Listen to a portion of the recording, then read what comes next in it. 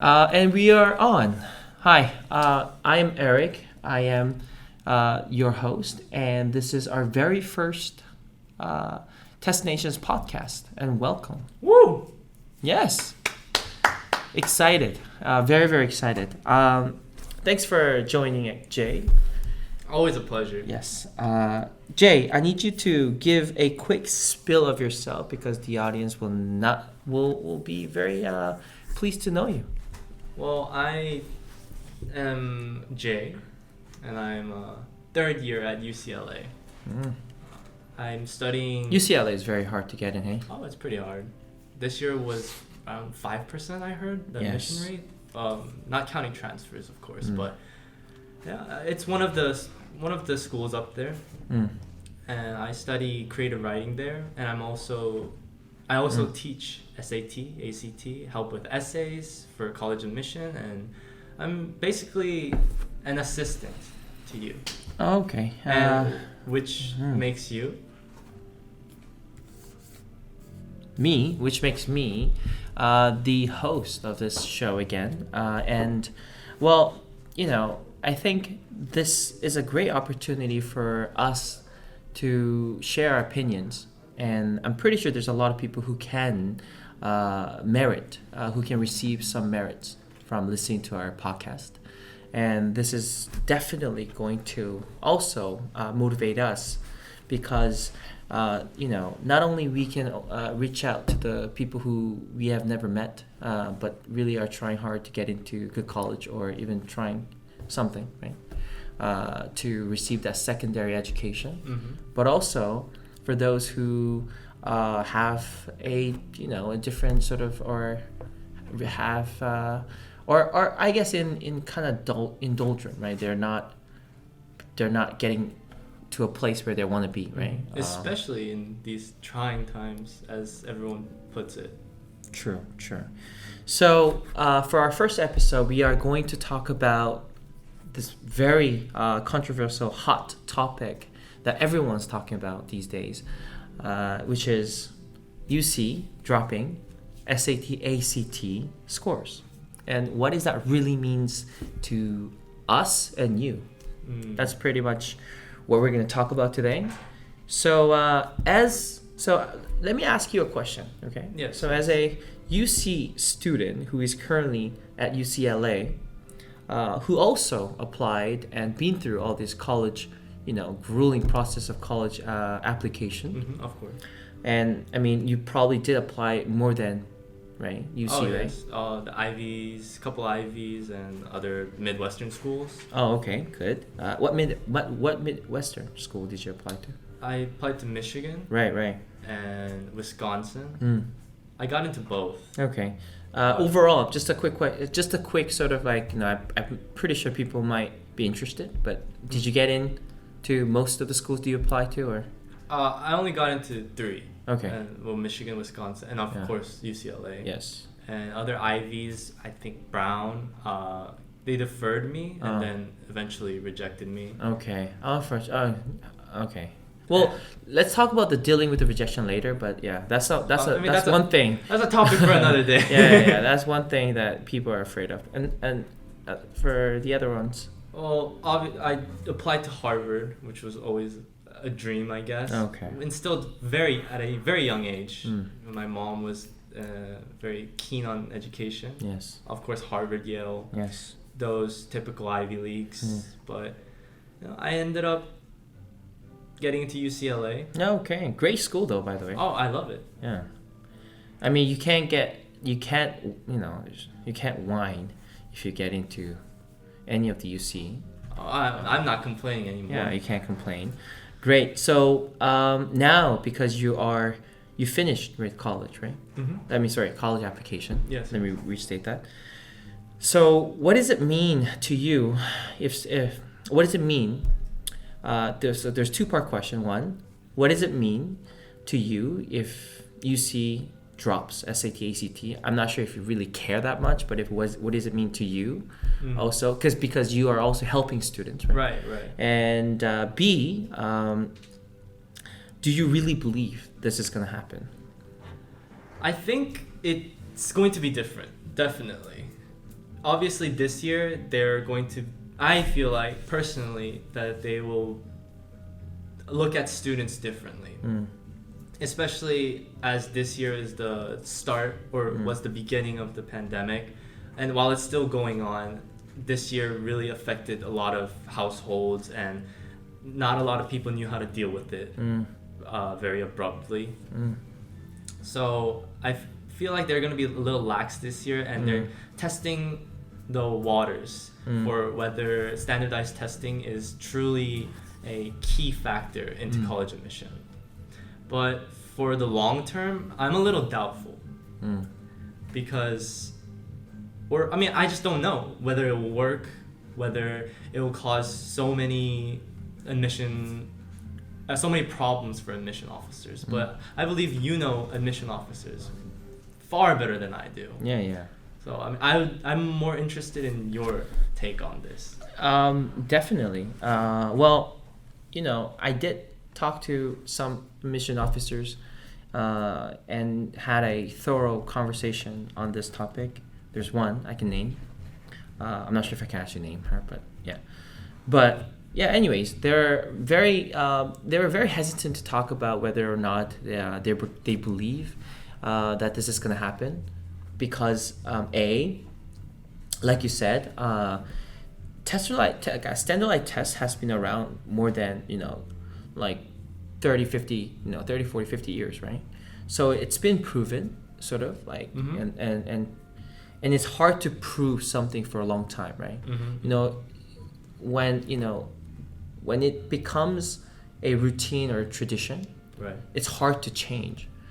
So for them, there's a lot of talk and there's a lot of talk about SAT, ACT, and the fact that it's one of the most dominant thing that people take, or people think that it's the most dominant sort of metric that really makes students, right, suffer for their admission process. 100%. Yeah, because they have to sometimes study for it for like 4 years, 3 years, right, and invest so much money. Kids start really young these days. Yeah, like middle school, grade 6, grade 7, right?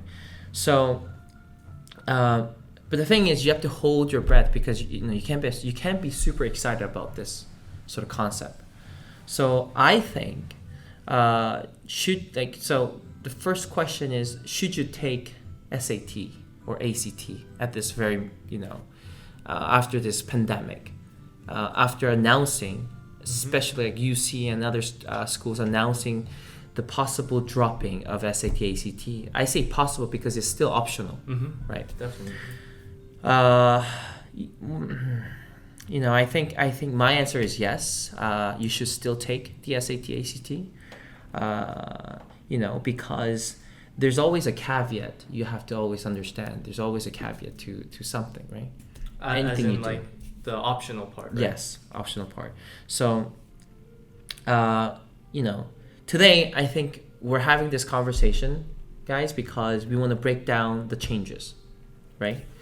And answer some of the questions that you really wanted to ask, and there's not a right people or person to really ask. Well, I'm sure a lot of students are wondering, and maybe there wasn't enough opinions or insights from other people, exactly, for them to properly decide whether taking the ACT or SAT right now is fully necessary or not.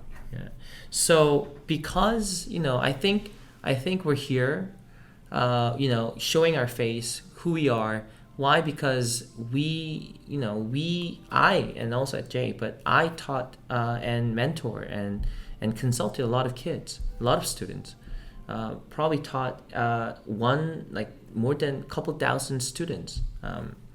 So I think I can sort of because I'm very honest with my work, and I can really tell you that some of the things I say are very true. So I think that's one of the reasons why I want that we're having this sort of conversation, right? And I think the podcast is like the best way to deliver that sort of that juicy content, right? Oh yeah. All right. So first, now let's talk about the breakdown, right? the changes. Sure. Why is UC making this change? Well, not like Harvard and Stanford. Like, why UC? I think University of California, just in general, they have a flexible mindset compared to other colleges out there. I think a lot of it's very liberal in the sense that they actively want to spread awareness for certain social issues, whether that be gender pronouns, that it's pretty big these days. Like when you go and make your introductions in classes or dorms or whatever, when everyone thinks, you just say, hi, my name is Jay, nice to meet you. But they started this practice a couple years ago, I believe like around 2016, some colleges, and it was, I think, headlined by University of California, where they say, hi, I'm Jay, I go by he, his, him. And so they're more accommodating, I feel. They have an accommodating culture to certain, basically that, accommodate for those who feel or require extra assistance, I guess. I think that's a way to put it from my 2 years, or 3 years actually, in UCLA. Okay. Well, I cannot agree more. And I know that UC actually, it feels new. It pretty feels new to some students, some people, that UC is all of a sudden making this change. But they're really not. They actually have been or has been working on this sort of shift away and trying to move away from the SAT, ACT. Oh, I did not know that. Okay, well, they've been doing that since the August of 2018. Or July of 2018. So it's been some time since they're trying to move away from this standardized test. But you have to also understand what they're doing if they remove, right? So are they just completely removing the SAT, ACT test? No, they're not. They are actually trying to make another different standardized test that works for them. So I'm not sure. To be honest, I don't know exactly what kind of test it's going to be. It's probably going to be very similar, like reading and writing. I mean, sure, but how are they basing the differences on, Exactly. I'm not sure because I can't talk on behalf of anybody who is working to change this. Right. But I'm sure that, that they felt like this was a great opportunity for them to announce, because everyone's going to be happy about this change, right? A lot of people seem to be content with it. But you just have to know that UC, it's not like, UC is like, UC is trying to be the sandbag, like, they're trying to be that bullet vets, right? Like they're going to try that, we'll take that sort of first step. No, they have been doing this. Consistent. There've been rumors, and actually, in 2018 they actually released a press against this, and UC sort of began to research things. The current standardized testing. Yeah. So you guys can look at some of the press release that came out back in 2018. There's a lot of things. So why is UC making this change? Because they were already changing, and this just felt like a perfect, like a match made in heaven. I think it's fair to call it like a UC thing. Yeah, it's a UC thing, 100%. UC is always different, right? You guys, you all know that, right? You also too, right? UC has a different platform for applying college. Yes. Yeah. They don't want to use college application. The essays are different. Yeah, essays are 100% different. They're not taking recommendation letters. Obviously, why? Because there's so many people applying anyways. It's very different school. But I think the important part is whether it turns out good or bad, they will change it. They will change it, 100%. So then the next question, the follow-up question is, when will UC really stop this? Like, when will they actually say no, don't send SAT, ACT scores?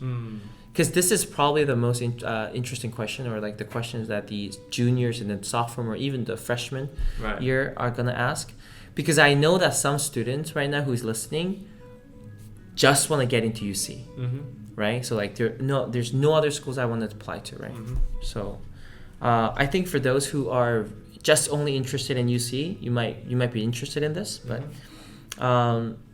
do you know when? I'm not sure exactly when. Okay. And I'm not even sure if that they will. Like, I mean, obviously I just said that they will change certain systems, but when it comes to standardized testing, I'm a little iffy on that particularly, because it just seems, well, especially when I was preparing for colleges, it seems such a rudimentary, or not rudimentary, but a fundamental aspect of it. Yeah. It was more than 20% of my, or 40% of my time was spent on studying for standardized testing. Okay, and you took both, right? Yes. Okay. I mean, yeah. If you prepare for both tests, you have to spend quite some time. What'd you get on your SAT or ACT then? I got 1420. Okay. On SAT, and I got 35 on ACT. Okay, you definitely did much better on the ACT. Oh, 100%. Okay. Guys, so take both, guys. Who knows? Anyways, when will UC stop the SAT, ACT? I think, this is quote unquote from them. They said that 2020, 2021, 2022, they're going to make the test optional for everyone. This means that people can choose, right? Whether they will submit their scores or not. This is obviously very true. And if you submit your score, right, they're going to look at it. And if you don't, you're not going to get penalized, but who knows? Right. I mean, what does it really mean by penalize? Are you going to get like a -1 on your application? No, right? Obviously not, but it doesn't mean that you're going to get any pluses. It's like the old SAT scoring, right? Yes. You leave it blank, or you get it wrong? Yeah, you get it wrong, you're going to get -2.5, right? And then if you answer it right, you're going to get a 1 point, right? And then when you don't answer, you're not going to get anything, right? Right. So in this case, it feels like you should, like in that sense that you put, it feels like you have to apply because 1420 doesn't seem bad. Right. 1420 doesn't seem bad, like, and I know that that's not the average for the SAT. Sure. Right. But guys, if you work hard, if you get over 1400, why not, right? It's a good score. Yeah, it's a good score. Respectable. 100%. So and there's one thing that UC clearly made, which is UC is no longer require the SAT essay or the ACT writing, right? So that is quite true. So I think that's something that you guys can also, right, learn. And there's a lot of schools who decided not to take the essay part, which is, for me, it's okay. I think I heard more schools making the essay optional. Yeah, exactly. I mean, like the essay for the SAT seems a bit more, I don't know. It's very unlikely for STEM students to do well on that. Right. I mean, they're not writers. Right. They're not writers. So because you have to learn a lot of the literature devices, right? To do well? Yeah, 100%. So that part is clear. The next question, right, is will will UC not accept the SAT, or is this ever like gonna be? You know what? I need to restate my my question. How long will this sort of debate last for? Like, how long will this sort of test optional last? And I think that, because they announced 2021, 2020 to be test optional, 2023, 2024, it will be test blind. And then they did announce that 2025 is going to be a new UC exam potential instated. What does test blind mean? Okay, so for those who doesn't know, for those who aren't sure or aren't familiar with the test blind, it's just that the test, you're like, the thing is, okay, test blind. Okay, how do you? Okay, the easy way is this: when you submit your test, it's not going to affect. But it seems like a very similar concept with the test optional, right? Mm-hmm. But test blind just feels like it's more like don't send because we're not even going to look at it. Right. So, yeah. Test blind just means, yeah. Oh, that's so test. UC will not consider SAT, ACT scores as a part of the admission process. So even if you send the score, it's not going to get reviewed anyways. But optional is like they're going to review it. Okay. Yeah. So if it's optional, send. Take it. Yeah. And if it's test blind, then it doesn't matter. Yeah, it's like, yeah, it's actually a waste if you send. So, we're like 3 years away from the test being test blinded. And I'm not sure how crazy, like, I think that if once they make it test blind, or the UC application, or UC says it's going to get, the application is going to be test blinded, then it's going to be crazy. The competition is going to get more heavier. I don't even know how they will have to change in the admission process. Exactly. So I'm not sure. I'm quite ambivalent about that, but well, that's what just they said. 9 universities out of how many? 4,000 ish. Yeah. All right. And the next question is, so should you take the SAT or ACT? We're asking this question again because what's your school list, right? It's sort of like a question that's branched off of the real question, which is UC your only school you're applying to? Right.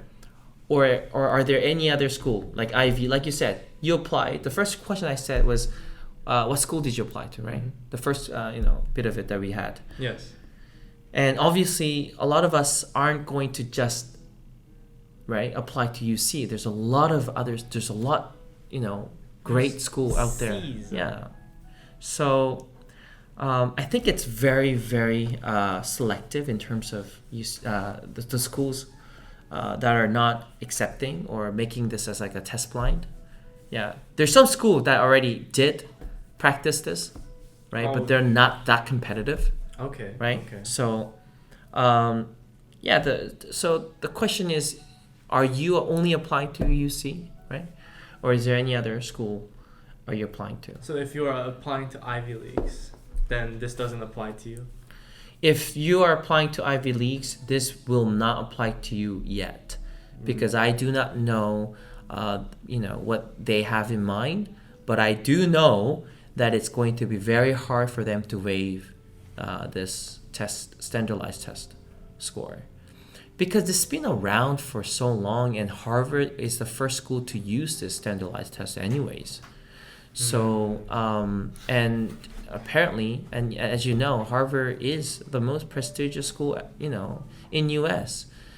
There's a lot of talk about Harvard, right? Whether, a lot of scandals and stuff. I get it. Right. But it's still the best school, right? All right. Can we wrap it up with a hypothetical that I'm about to give you? Okay, sure. Go ahead.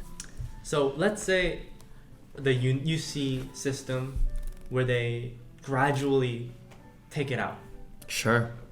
We live in a world where it's been proven that standardized testing is faulty, and all the top universities see this, and they say, okay, we'll drop it, and it drops. Yeah. What comes? Does something else come in place of that? 100%.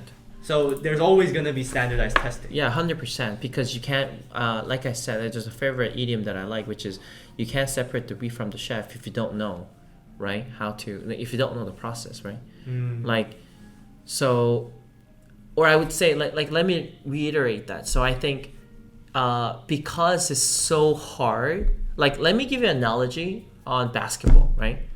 Okay. For an NBA star, or for a rookie to be drafted in the first 50, right? In the first 50, picks. Yeah, picks. Thanks. They look at so many metrics, right? Oh, yes. They look at your height. Okay. Your jumps. They do a drill with you. Right. Yeah, but most have actually failed. More like. This is what I heard from the most recent sort of analysis on First Take, by the way. They said that most drafts are actually went wrong. The draft actually went wrong because of the practice that they had with the player. You know that they invite players to come in and do it, and that is like one of the most confusing, like sort of like a metric, because it's like a one-day thing. Oh. Right. So what the process, like what do you call that? People who look at the rookie, the scout, right? So now they're looking towards scouts who and then their data. Right. So what are they doing? What's their what's their 3 years of game look like? Okay. What did they improve? Right? Every single game, what are they doing? Right. Instead of that one practiced thing, right? Drill. Sure. So to reflect to this analogy that I just gave, I think it's so hard for a school. It's going to be very hard for a school to look at student without standardized test and understand their potential, because standardized test score. I'm not saying it's the only thing that matters, but it's a great metric, because not only it really does give you that metric of consistency, but it also gives you that sort of IQ, critical thinking, time management, all these things that matter when it comes to academics, right? And by the way, it's been around for a long time, right? And yeah, it's something that it's, for me, I feel like that if they remove standardized tests, SAT or ACT, they have to have something else in place, whether it's another similar, they might call it SSCT or something, I don't know. SCAT, I don't know. SCAT. Yeah, whatever. Like scholastic, computerized, whatever it is.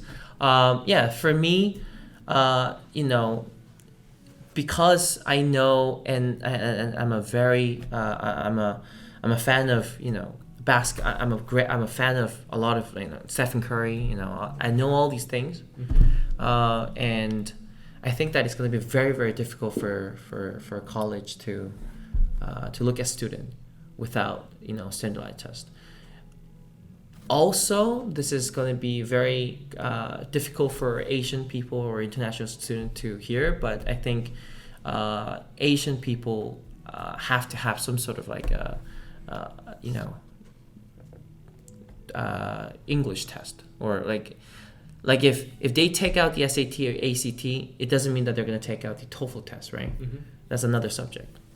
So. Oof. Wow. Yeah, well, to be very unreserved, I think the question of SAT, ACT drop doesn't feel like a really good question for someone to ask if you are a student who's trying to apply to college right now. It's easy for us to say, because we're done with it. Sure. Right.